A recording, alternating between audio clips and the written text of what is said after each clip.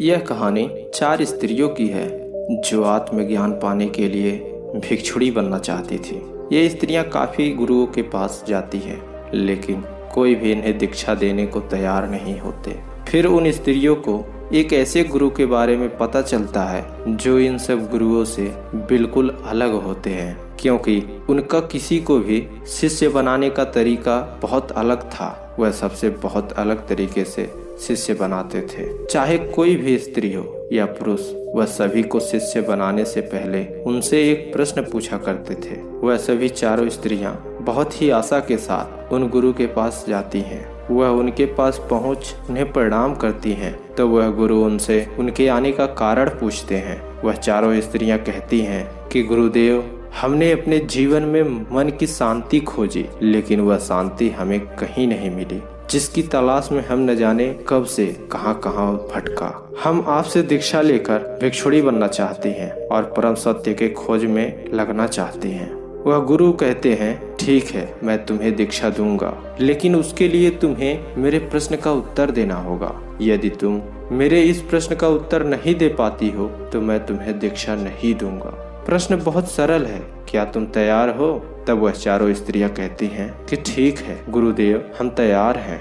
वह गुरु कहते हैं, ठीक है, फिर तुम चारों में से जो पहले उत्तर देना चाहती है वह यहाँ रुके, बाकी सब कुछ दूरी पर खड़ा हो जाओ, ताकि वह न तो प्रश्न सुने न ही उत्तर। वह स्त्रियां ऐसा ही करती हैं और वह अलग जाकर खड़ी हो जाती हैं। तब गुरु पहली स्त्री से प्रश्न करते हैं कि मान लो तुम एक नाव में हो जिसमें 20 पुरुष हैं और तुम अकेली स्त्री हो। वह नाव समुद्र में खो गई है, दूर तक कोई किनारा नजर नहीं आ रहा। अचानक तुम लोगों को निर्जल द्वीप दिखता है। तुम लोग उस द्वीप की तरफ धीरे धीरे बढ़ने लगते हो। तुम यह बात जानती हो कि उस नाव में 20 पुरुष हैं और तुम अकेली स्त्री हो, और अब तुम यह सोच रही हो कि उस निर्जल द्वीप पर पहुंचने के बाद तुम्हारे साथ क्या होगा। तब वह गुरु उस स्त्री से पूछते हैं कि तुम बताओ, उस परिस्थिति में तुम क्या करोगी? तब वह स्त्री कहती है कि मैं ऐसी स्थिति में अपनी इज्जत बचाने के लिए समुद्र में छलांग लगा दूंगी, अपनी जान दे दूंगी। लेकिन वह गुरु उस स्त्री से कहते हैं कि तुम अब जा सकती हो, तुम्हारा उत्तर गलत है। जो हुआ ही नहीं उसके लिए तुम अपने आप को दंड कैसे दे सकती हो?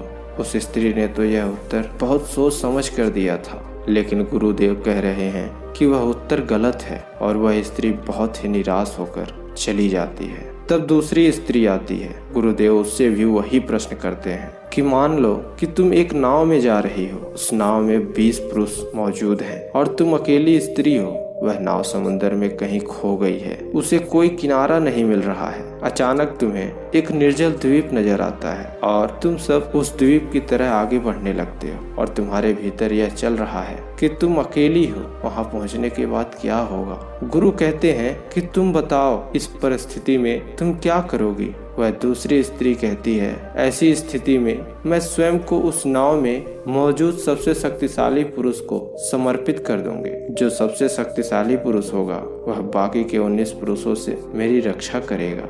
लेकिन गुरु उस दूसरी स्त्री को भी कहते हैं कि तुम जा सकती हो, तुम्हारा यह उत्तर गलत है। एक पुरुष चाहे कितना भी शक्तिशाली क्यों न हो, लेकिन 19 पुरुषों से कमजोर ही होगा। वह स्त्री भी निराश होकर लौट जाती है। तब तीसरी स्त्री आती है। गुरुदेव उससे भी यही प्रश्न करते हैं। प्रश्न पूरा होने के बाद गुरु पूछते हैं, बताओ इस समस्या में क्या करोगी? तब वह स्त्री कहती है, बाकी सब तो ठीक है, 20 पुरुष हैं, मैं अकेली हूँ, नाव समुद्र में खो गई है, निर्जल द्वीप पर पहुंचने वाले हैं, परंतु इस सब में समस्या क्या है? वह स्त्री पेशे से एक वैश्या थी। वह कहती है कि वह पुरुष है और मैं स्त्री, वह अपनी जरूरत पूरी करेंगे और मैं अपनी, इसमें समस्या कैसी? तीसरी स्त्री का उत्तर सुन गुरु कहते हैं, तुम जा सकती हो, तुम्हारा उत्तर गलत है। वह तीसरी स्त्री भी लौट जाती है। अब आखिर में वह चौथी स्त्री आती है। गुरुदेव उससे भी वही प्रश्न पूछते हैं। प्रश्न पूरा होने के बाद गुरु कहते हैं